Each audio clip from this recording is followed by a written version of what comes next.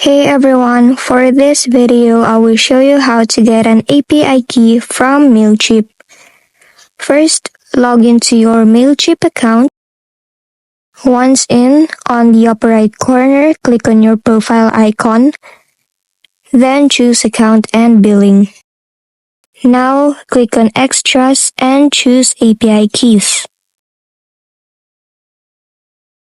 Now scroll down and you will see Create a Key.